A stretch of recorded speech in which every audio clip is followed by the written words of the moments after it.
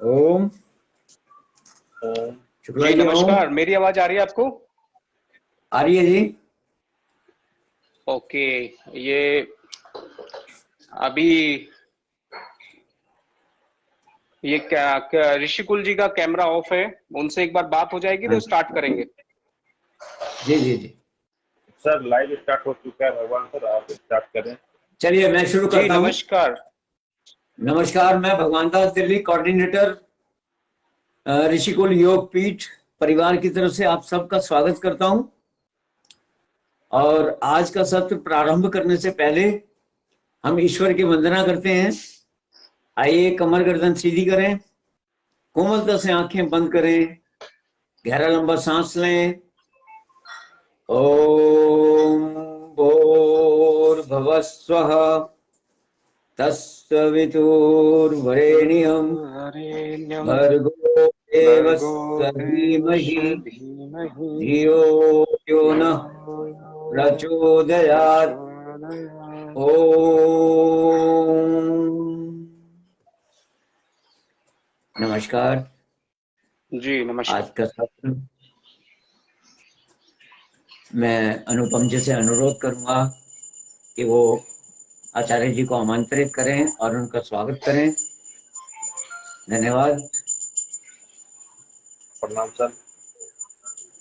हमारा नाम अनुपम कुमार, ऋषिकुल योगपीठ बिहार के कोऑर्डिनेटर है। और आज ऋषिकुल योगपीठ में डॉक्टर शिवी शर्मा सर का बहुत बहुत स्वागत है। सर जी यूपी गाजियाबाद से लाइव आ चुके हैं और आज सर हम लोग को योग के बारे में बताने मुद्दों के बारे में बताने जा रहे हैं सर। तो सबका स्वागत है। सर आप आए और आज के अपने टॉपिक के ऊपर चर्चा करें। जी धन्यवाद। धन्यवाद। बहुत अच्छा लगा आइए। आपसे पहली बार आपके दर्शन हुए और बहुत खुशी का मौका है। और मैं अभी शुरू करता हूं। और आज का जो विषय है उससे पहले मैं थोड़ा सा अपना इंट्रोडक्शन दे देता हूं कि मैं पहले 20 साल मिनिस्ट्री ऑफ डिफेंस भारतीय नौसेना सेंट्रल गवर्नमेंट में रहा हूं। और वहां पे मेरा काम था लोगों को मोटिवेट करना, गाइड करना और साथ में वहां पर योगा या फिर इस टाइप के जो भी एक्टिविटीज थी उनको लोगों को यानी कि जवानों को वहां पर मोटिवेट रखना, बिंदास और एनर्जेटिक रखना। तो आज का जो टॉपिक है उसको मैं शुरू करना चाहूंगा और छोटा सा इंट्रोडक्शन अपने एकेडमी का देना चाहूंगा कि after retirement from Indian navy I got registered academy Vedic Astro Academy Global Foundation to provide all courses जो भी हमारी भारतीय संस्कृति के हैं, चाहे वो astrology, vastu, handwriting analysis, palmistry, body language, इस तरह के जितने भी कोर्सेज होते हैं उसमें संस्कृत भी है और कंप्यूटर कोर्सेज भी हैं। सभी को हम ऑनलाइन और ऑफलाइन दोनों मोड में प्रोवाइड करते हैं। तो ये एक छोटा सा इंट्रोडक्शन है। और मैं आज के विषय के ऊपर सीधा चलता हूं। तो सबसे पहले बताना चाहूंगा कि योग का महत्व हमारे देश में तो हजारों साल से था। और जैसे ही इंटरनेशनल योगा डे की शुरुआत हमारे देश से हुई तो उसका प्रभाव और उसके जो समझिए कि इम्पोर्टेंस है और उसका जो प्रसार है बहुत तेजी से बढ़ा है। अब योग को हम रोजमर्रा की जिंदगी में हजार तरीके से समझ सकते हैं, जोड़ सकते हैं, क्योंकि हमारी संस्कृति की खासियत है कि योग सिर्फ फिजिकल एक्टिविटी नहीं है कि हमने अपना बॉडी को ट्विस्टिंग और बेंडिंग किया और योग हो गए। सबसे जरूरी चीज है कि योग के माध्यम से हम पहले तो योग की माया को, योग की महिमा को, योग के महत्व को हजार तरीके से रोजमर्रा की जिंदगी में समझें। उसके मैं सीधे सीधे 5 एग्जाम्पल देना चाहूंगा। नंबर 1, योग का मतलब है जुड़ना। और जुड़ने के लिए हमारी जो परमात्मा का एक स्वरूप है सहस्त्रार चक्र, ये चक्र हमें ब्रह्मांड से जोड़ता है और उसके थ्रू सभी लोगों से जोड़ता है। उस चक्र का कनेक्शन सीधा आता है हमारे जो आज्ञा चक्र है, थर्ड आई चक्र है, जिसको हम बोल सकते हैं कि ये मास्टर ग्लैंड है, पीनियल ग्लैंड है biologically, which is controlling our complete body hormones. इसका कनेक्शन जो है वो सीधे सीधे हमें मिलता है कि किस तरह से हम अपने 7 चक्रों को योग से जोड़ सकते हैं। तो पहला तरीका है कि डेली लाइफ की रोजमर्रा की जिंदगी से हम योग से जुड़ सकते हैं। फ्रॉम नंबर 1 कि हमारा जो खान पान है उसके थ्रू हम जो माया की चीजें हैं टेस्ट के लिए जो है उनको थोड़ा कम करके अपनी लाइफ में प्रैक्टिकली सात्विक भोजन की तरफ आए। दूसरा है कलर थेरेपी, जो हमारा वेशभूषा है वो जितना ज्यादा हमारे विचारों के नजदीक होगा उतना अच्छा है। और अगला जो है मैं अभी थोड़ा सा विस्तार से बताना चाहूंगा कि 7 चक्र को हम योग से जोड़ते हैं। 7 चक्र जो है ये हमारी जिंदगी का सबसे बड़ा इंपॉर्टेंट फैक्टर है, जो हमें जीवन के हर फील्ड में 7 तरह से जोड़ता है। जैसे अगर हम खाने को देखें तो हमारे 7 चक्र बताते हैं कि खाना भी 7 तरह का होता है। सबसे ऊपर जो है वो सात्विकता की पराकाष्ठा है और नीचे का मूलाधार चक्र है माया रूपी तामसिक खाना। जितना ज्यादा हमारा खाना अच्छा होगा उतना ही हम योग के माध्यम से ऊपर उठते जाएंगे और आज्ञा चक्र हमारी इस जिंदगी का मकसद है, जहां पर हमें पहुंचना है। इसीलिए इसको बोलते हैं टीका, मतलब टिकना। जब हम खाने के माध्यम से या फिर अपने बोलचाल, पहला मैंने बताया खाना, खाने को हम जो है ग्रहण करना चाहिए, ना कि खाना चाहिए। ग्रहण करने का मतलब है भगवान को समर्पित करते हुए उसको खाना है और उसके बाद उस खाने को प्रसाद के रूप में हमें अपने जीवन में उस प्रसाद को आध्यात्मिक रूप में स्वीकार करके हमारे शरीर को, हमारे मन को, क्योंकि जैसा खाया अन्न वैसा हुआ मन, उसका मतलब है कि हम अन्न को कैसा खाते हैं और किस तरीके से खाते हैं, मतलब उसको प्रसाद समझ के खाना चाहिए। तो पहला खाने के ऊपर है, इसके ऊपर बहुत बड़ी चर्चा हो सकती है, बट मैं शॉर्टकट में बता देता हूं कि खाने का तरीका हमारी लाइफ का सबसे इंपॉर्टेंट फैक्टर है। नंबर 2, दूसरा है कि हमारे बोलने का तरीका। अगर हमारी बोलचाल वो भी 7 तरीके से है, 7 चक्रों से समझ सकते हैं। 7 तरीके का मतलब है कि आप अपने जो समझिए कि हमारा जो बोलने का तरीका है वो सबसे नीचे मूलाधार चक्र वाला है। एक तरह से समझिए कि जो गुस्से वाला या फिर ईगो का फैक्टर या फिर हम मी फर्स्ट, जहां पे मैं अपने लिए ही सिर्फ करता हूं, उस तरह की जो भावना है वो मूलाधार चक्र की है, अस्तित्व की लड़ाई। उससे हम ऊपर उठ जाते हैं तो अगली जो लड़ाई है वो है मूलाधार के ऊपर स्वादिष्ठान चक्र, मतलब हमारी फैमिली के लिए। उसके बाद जब हमें वो मिल जाता है उसके बाद मणिपुर चक्र आता है, क्रिएटिविटी। हमें जीवन में क्रिएटिव बनना चाहिए, जो भी हम करें उसका मकसद क्रिएटिव होना चाहिए। क्रिएटिविटी चक्र यानी मणिपुर चक्र के बाद आता है अनाहत चक्र, जिसको हार्ट चक्र बोलते हैं।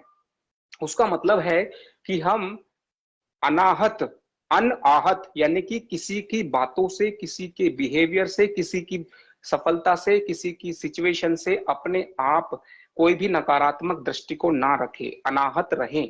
ये अनाहत चक्र है और ये हमें योग सिखाता है, जुड़ना सिखाता है। अब जुड़ना किससे है? हमें सहस्त्रार चक्र से जुड़ना है। हम खुद जो है आत्मा के रूप में नीचे के चक्रों में भटकते हैं और फिर जब उसको एक्सपीरियंस करते करते वापस चले आते हैं हमारी अपने स्वरूप में। और उसका सबसे अच्छा स्वरूप जो कि हमारे इस मृत्यु लोक में माना जाता है वो है आज्ञा चक्र। अभी मैंने अनाहत चक्र बताया कि आहत ना होना अनाहत चक्र है। उसके बाद आता है गले में विशुद्धि चक्र, बोलचाल। अगर हमारा बोलचाल का तरीका बहुत ही ज्यादा दूसरों के मन के लिए, दूसरों के फायदे के लिए, या फिर हम लोगों को ज्ञान मार्ग, भक्ति मार्ग और विष्णु भगवान की जो शक्ति है वो रहती है हमारे गले पे, जिसको हम बुद्धि या विशुद्धि चक्र से बोलते हैं। तो ये हमारा बहुत अच्छा फैक्टर है। उसके बाद आता है कि आपका जो ये समझिए कि आज्ञा चक्र है। आज्ञा चक्र बताता है कि आप किस तरह से कॉमन सेंस या सिक्स्थ सेंस जिसको हम बोलते हैं, आप दूसरों के मन की बात को जान सके, आपको इतना दूसरों से एक कनेक्शन बनना चाहिए। जब आपका आज्ञा चक्र एक्टिव होगा तो आपको पूर्वाभास की एक एनर्जी आएगी, जिसमें आप भविष्य में होने वाली घटनाओं को या किसी भी सिचुएशन को ज्यादा बेहतर तरीके से समझ सकते हैं। तो कुल मिला के आप जीवन के रोजमर्रा की जिंदगी की चीजों को इस तरह करें ताकि आपकी जो आत्मा नीचे के चक्रों में थी वो ऊपर के चक्र में आए। अब इस बात को मैं एक बाल्टी की थ्योरी से बताऊंगा, बकेट थ्योरी। हमारा शरीर अपने आप में एक बाल्टी की तरह है, और ये जो सिचुएशन है, मैंने एग्जांपल दिया है कि ये बाल्टी है, शरीर जो है, और उस बाल्टी में अलग अलग 7 छेद हैं, छिद्र हैं, होल हैं, और ऊपर से जो उसके अंदर बाल्टी में पानी है, उसको आप समझिए कि ऊपर से एक ब्रह्मांड की कॉस्मिक एनर्जी उस बाल्टी में आती है, और जब वो बाल्टी भरने लगती है तो उसका लेवल बढ़ने लगता है। और लेवल का मतलब है हमारी मन की एक सीमा है कि हम कहाँ, किस लेवल पे, हमारे चक्र किस लेवल पे काम कर रहे हैं। अब ऊपर से ब्रह्मांड से हमारी एनर्जी उस बाल्टी में पानी के रूप में आई, लेकिन मूलाधार चक्र से वो निकल गई। जिस इंसान का मूलाधार चक्र कमजोर है, उस इंसान की जो ऊर्जा है वो समझ जाइए कि मूलाधार चक्र से उसकी सारी एनर्जी चली जाएगी। इस बाल्टी रूपी हमारे शरीर का जो 7 होल्स हैं, इसमें सबसे नीचे मूलाधार चक्र है, उसके ऊपर आता है स्वादिष्ठान चक्र। यानी कि हमारा जो पारिवारिक परिवेश है, हमारा एनवायरमेंट है, उससे हम अगर अच्छे से जुड़ना सीख गए तो हमारी जो दूसरे बकेट रूपी जो हमारा शरीर है, जीवन है, तो बकेट का जो दूसरा होल है वो अगर बंद हो जाएगा तो पानी का लेवल बढ़ जाएगा। और बंद होने का मतलब है कि आपने उस जो ड्रेन हो रही थी ऊर्जा, व्यर्थ जा रही थी, उसको रोका है, और रोकने की वजह से वो पानी का लेवल बढ़ जाता है। और पानी का लेवल का मतलब है आपके सोचने की ताकत किस लेवल पे काम कर रही है, आप किस चक्र पे काम कर रहे हैं। तो ये हो गया बकेट थ्योरी के अकॉर्डिंग, मैंने आपको बताया कि मूलाधार चक्र का मतलब क्या है। हम जो खाना खाते हैं वो सारी एनर्जी हमारी ब्रह्मचर्य का पालन ना करने से व्यर्थ चली जाती है। ये एनर्जी मूलाधार चक्र से जाती है। इसको अगर हमने रोका तो स्वादिष्ठान चक्र, ये है हमारी उल्टा सीधा खान पान। अगर खान पान अच्छा होगा तो हमारा स्वादिष्ठान, स्वाद का मतलब टेस्ट के लिए अगर हम पागल ना हो तो हमारा स्वादिष्ठान चक्र मजबूत हो जाएगा, और हमारी जिंदगी की जो बाल्टी है उसका लेवल बढ़ जाएगा, और बढ़ के पहुंच जाएगा स्वादिष्ठान से मणिपुर चक्र पे। मणिपुर चक्र पर हमारे अंदर किसी ना किसी कला के लिए, किसी क्रिएटिविटी के लिए बहुत अच्छी एनर्जी आ जाती है। हम कुछ करना चाहते हैं देश के लिए, समाज के लिए, शरीर के लिए, परिवार के लिए, साथ में क्रिएटिविटी बढ़ जाती है। उसका कारक मंगल है। जो मणिपुर चक्र है वो शनि है सबसे नीचे, डर, भय, फियर फैक्टर, शॉर्टकट, फटाफट लेने की प्रवृत्ति। उसके बाद स्वादिष्ठान चक्र है जो हमें वृद्धि दिलाता है, मार्गदर्शन करता है। दूसरा चक्र स्वादिष्ठान का कारक है गुरु, यानी कि जब हमारे जीवन में हमारे आसपास की चीजें गुरु के रूप में आ जाती हैं, हम हर चीज से सीखना चाहते हैं, हर बात को समझना चाहते हैं, ये स्वादिष्ठान चक्र है। इसके बाद आता है मणिपुर चक्र, जो कि मंगल का स्वरूप है, योद्धा की तरह है। अगर हमारे जीवन रूपी बाल्टी का जो सबसे नीचे का छिद्र है वहां से एनर्जी बंद हो गई, उसको हमने रोक लिया, अपने रोजमर्रा जो यम नियम, जो जो योग के अंग है, ओके, जिसमें हम ब्रह्मचर्य सबसे प्रमुख है।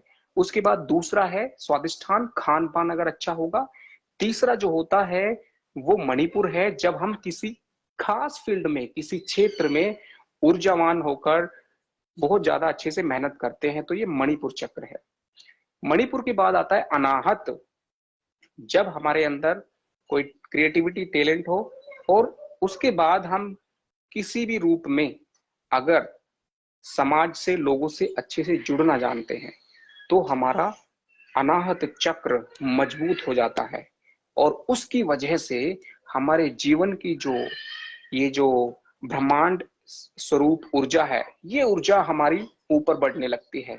अनाहत चक्र के बाद अगला चक्र है आपके गले पे विशुद्धि चक्र, शब्दों की पराकाष्ठा। जब आप शब्दों का इस्तेमाल करना जानते हैं, जब आप चीजों को समझ जाते हैं, डिसीजन लेना जानते हैं, बुद्ध का इसका स्वरूप है।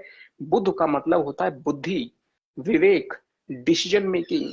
आपको लिखने की आदत अगर है बहुत अच्छी, तो आपका बुद्ध मजबूत हो जाएगा। आपको लिखने की आदत है, चीजों को समझिए कि टाइम मैनेजमेंट, आपका फूड मैनेजमेंट, जितने भी मैनेजमेंट है सारे के सारे गले पे हैं।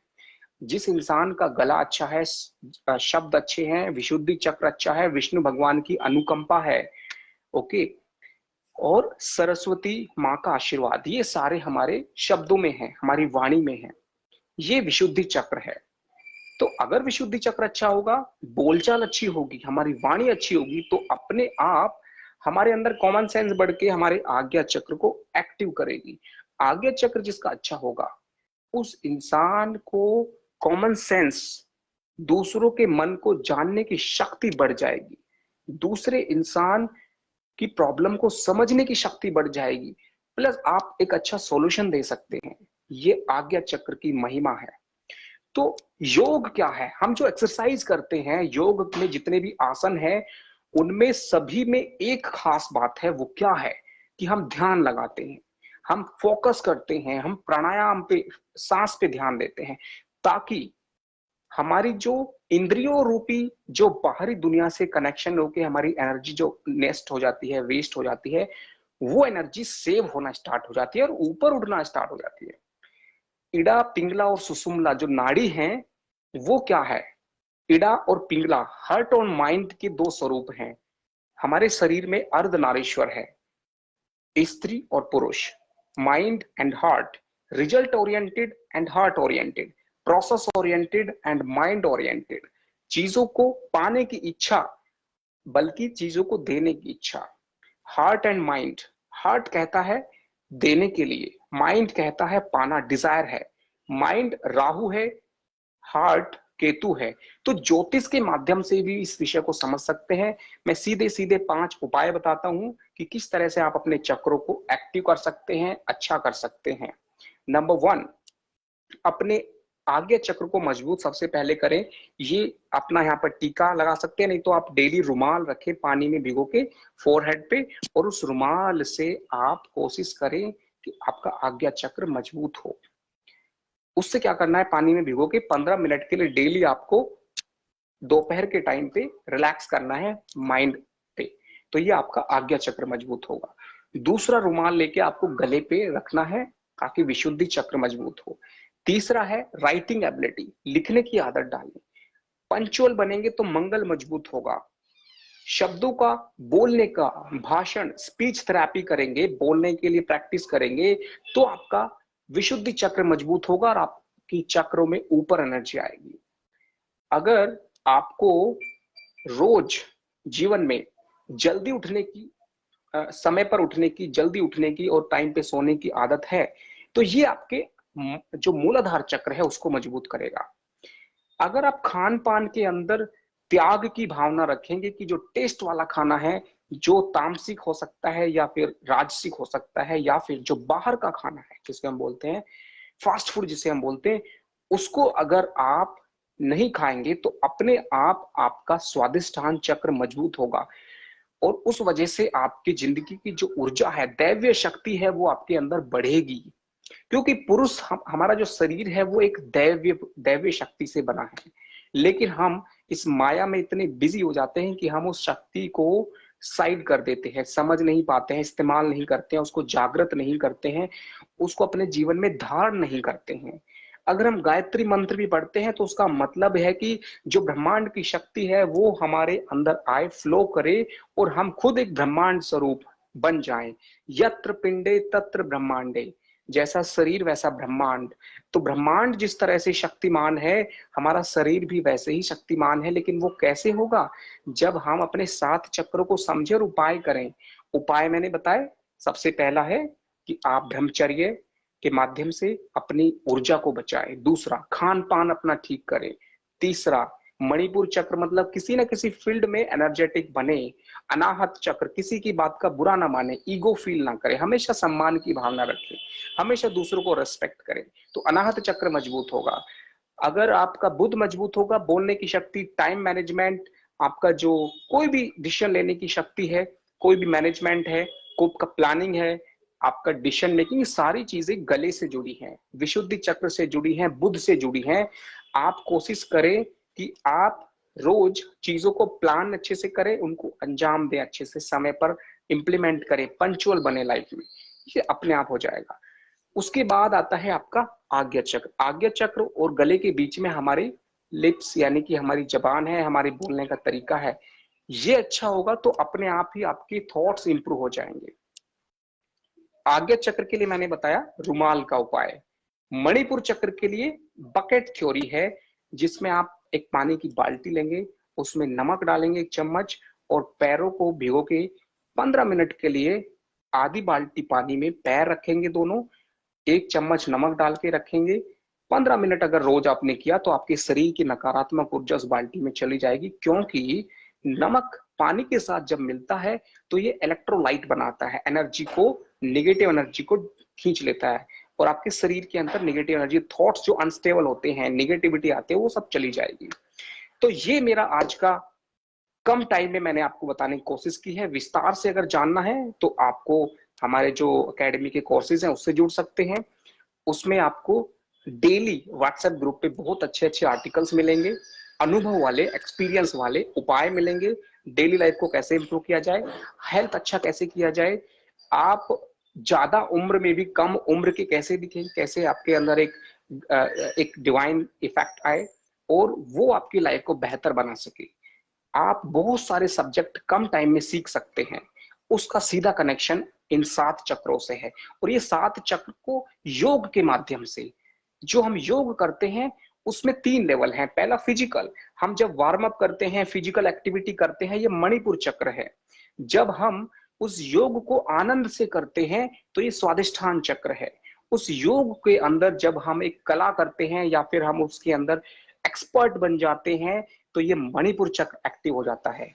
जब हम योगा अभ्यास को पंचुअल करते हुए उससे दिल से हर सांस में जब हम सांस लेते हैं उसको आनंदित होकर महसूस करते हैं तो ये अनाहत चक्र एक्टिव हो जाता है। जब हम बहुत अच्छे से अपने योगा अभ्यास को, किसी भी पर्टिकुलर एक एक्सरसाइज को लंबे टाइम तक करें, हम ज्यादातर गलती क्या करते हैं, कोई भी योगा अभ्यास को फटाफट एक पोज, एक आसन किया, नेक्स्ट दूसरा, तीसरा, चौथा और लगा कि हमने कर दिया, that is the worst way, मतलब वो अच्छा नहीं है।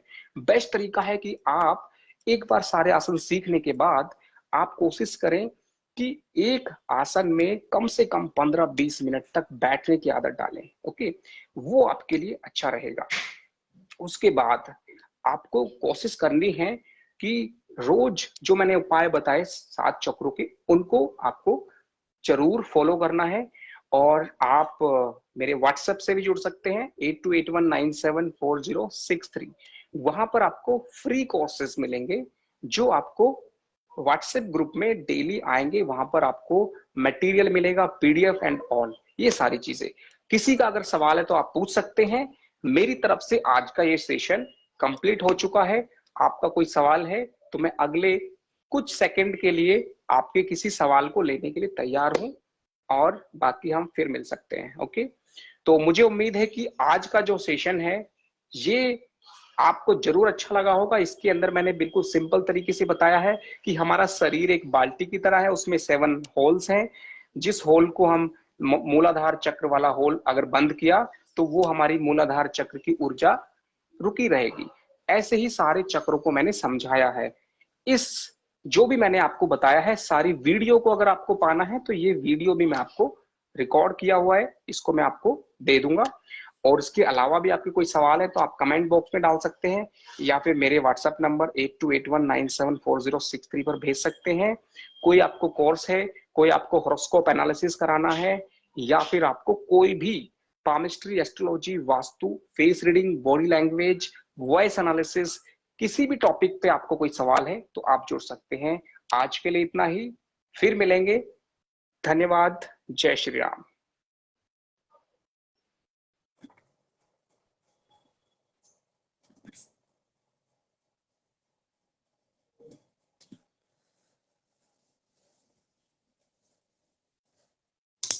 धन्यवाद डॉक्टर साहब।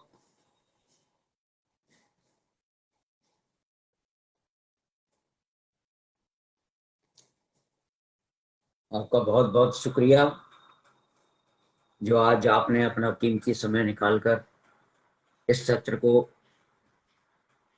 इतना प्रभावशाली और रूपांतरित किया। और आज के सत्र में हम एक जानकारी और देना चाहेंगे कि हमारे इस सत्र के अंदर ऋषिकुल योगपीठ जो कानपुर की संस्था है उसमें नेचुरोपैथी का एक डिप्लोमा पीजी कोर्सेस हम लोग ऑफलाइन चलाते हैं, जिसमें आप प्राकृतिक चिकित्सा व योग का अपने जीवन में लाभ उठा सकते हैं। परंतु इस वेबिनार का मकसद ये नहीं है। इस वेबिनार का मकसद ये है कि हम कोविड काल के अंदर अपने जीवन को सरल व सहज व निरोगी कैसे रखें।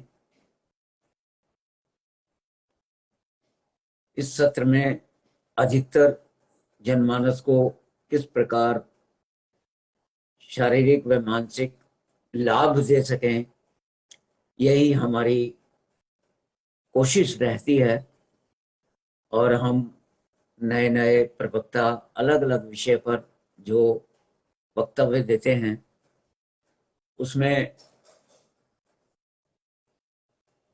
कोई भी आपकी समस्या शारीरिक मानसिक हो तो वो आप इस माध्यम से, फेसबुक माध्यम से या यूट्यूब के माध्यम से आप अपने कमेंट्स उसमें लिख सकते हैं। हम पूरी कोशिश करेंगे कि आपको अपने सवालों का जवाब इसी माध्यम से दिया जा सके। और आज का सत्र कुछ समय पूर्व ही डॉक्टर साहब ने विराम दे दिया, तो मैं अभी अनुरोध करूंगा अनुपम जी से कि यदि डॉक्टर शुक्ला या अनुपम जी आप कुछ वेबिनार के माध्यम से बोलना चाहते हैं तो प्लीज अपना कैमरा ऑन करें।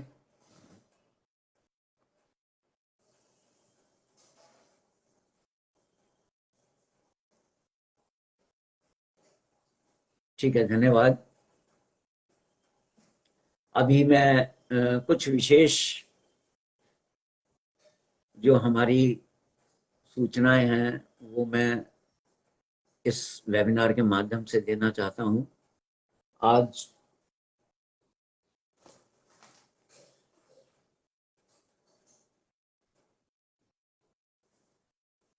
सत्रह सितंबर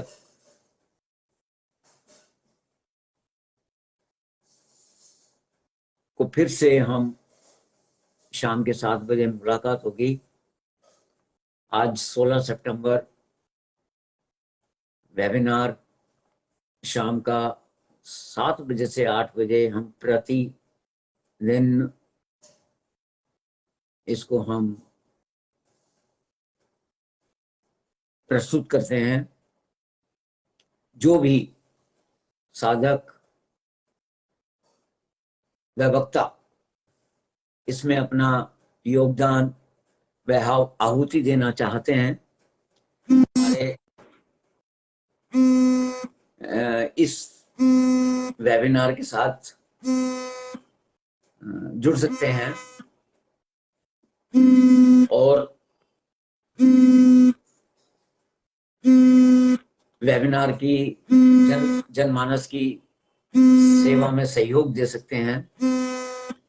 और इसी के साथ अभी इस सत्र को हम यहीं विराम देंगे। कुछ तकनीकी कारणों से, क्योंकि जरा कुछ मौसम नासार है, बारिश का मौसम है और एक्टिविटी थोड़ी सी कमजोर पड़ जाती है, इसके लिए मैं खेद पर व्यक्त करता हूं। और आइए अब हम इस वेबिनार को यहीं विराम देते हैं। ओम द्यो शांति अंतरिक्षम शांति पृथ्वी शांतिरापा शांतिरोषधया शांति वनस्पतया शांति विश्वे देवा शांति ब्रह्म शांति सर्वम शांति शांतिरेव शांति सामा शांतिरेधि। ओम शांति शांति शांति। धन्यवाद। आज का सत्र यहीं विराम देते हैं। कल पुनः 7 बजे फिर उपस्थित होंगे। तब तक के लिए आज्ञा दें। और जो लोग सत्र को सुनना व देखना चाहते हैं, बड़ी खुशी के साथ रोज 7 बजे सायं इस वेबिनार को देख सकते हैं। और इसको दोबारा सुनने के लिए फेसबुक के माध्यम से या यूट्यूब के माध्यम से इसको पुनः आप सुनकर लाभान्वित हो सकते हैं। और इसी के साथ ओम नमस्कार शांति।